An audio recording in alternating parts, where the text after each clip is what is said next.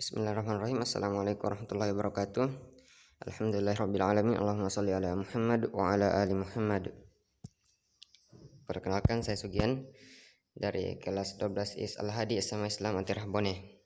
Baik, pada kesempatan kali ini saya akan menjelaskan materi tentang akuntansi, salah satu materi pada mata pelajaran ekonomi kelas 12 jurusan IPS. Nah, yang pertama adalah pengertian akuntansi.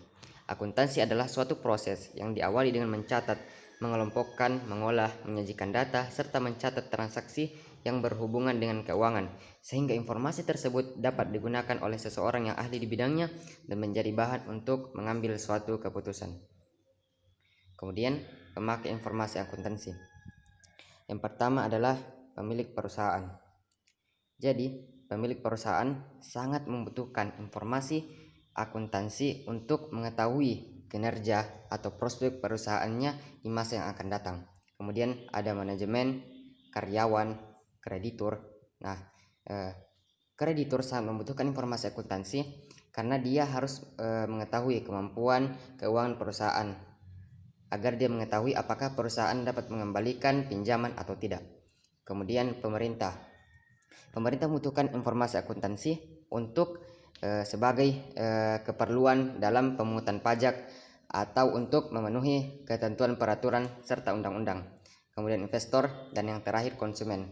Nah, konsumen juga harus mengetahui informasi akuntansi karena konsumen perlu melakukan evaluasi terhadap hubungan dagang atau usaha yang akan dilaluinya.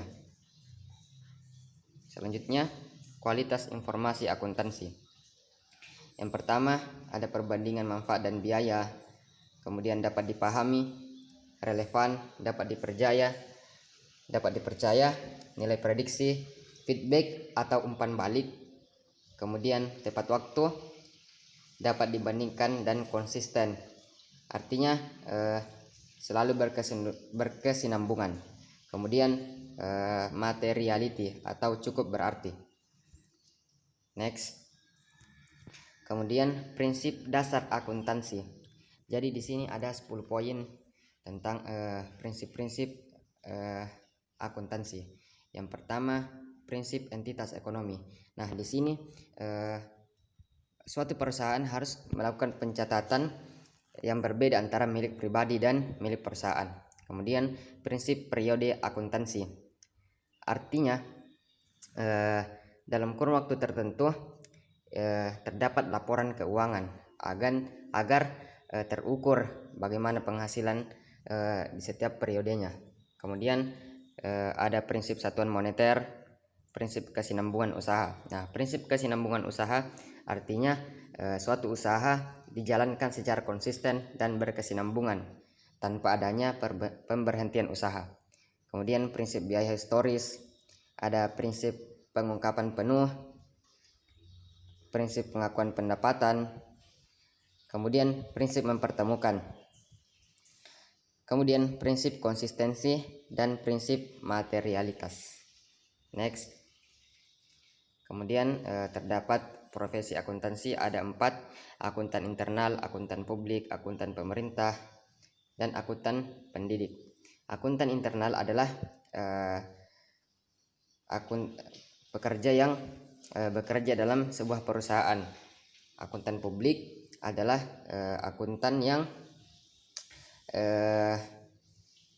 memberikan jasa atau memberikan pelayanan terhadap publik dan sudah mendapatkan izin dari Menteri Keuangan untuk memberikan jasa tersebut. Kemudian akuntan pemerintah adalah akuntan yang bekerja pada lembaga-lembaga pemerintahan, misalnya Badan Pengawas Keuangan,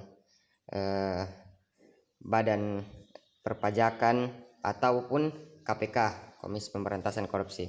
Kemudian ada akuntan pendidik. Jadi akuntan pendidik adalah akuntan yang bertugas dalam mendidik di bidang akuntansi atau melakukan penelitian ataupun menyusun kurikulum tentang akuntansi. Salah satu contoh dari akuntan pendidik adalah guru ataupun dosen. Next. Kemudian etika profesi akuntansi, ada kompetensi dan kehati-hatian, tanggung jawab profesi. Jadi setiap akuntan harus bertanggung jawab atas apa yang dikerjakannya. Kemudian ada kepentingan publik, jadi harus mengutamakan kepentingan publik dalam melakukan suatu pekerjaan. Kemudian integritas, kerahasiaan, objektivitas, dan standar teknis. Jadi suatu akuntan yang profesional harus menjalankan pekerjaannya sesuai dengan standar profesional atau sesuai dengan ketentuan yang telah berlaku. Next. Kemudian ada bidang-bidang akuntansi. Nah, di sini juga ada banyak poin. Ada akuntansi keuangan, akuntansi pemeriksa, akuntansi biaya, akuntansi manajemen, akuntansi perpajakan, peranggaran, akuntansi pemerintah, akuntansi anggaran, ada sistem akuntansi, akuntansi perbankan, akuntansi internasional, akuntansi pendidikan, yang tadi sudah dijelaskan tentang akuntansi pendidikan, tentang para pelaku yang mendidik dalam bidang akuntansi. Ada akuntansi sosial, akuntansi sektor publik, dan akuntansi keperilakuan.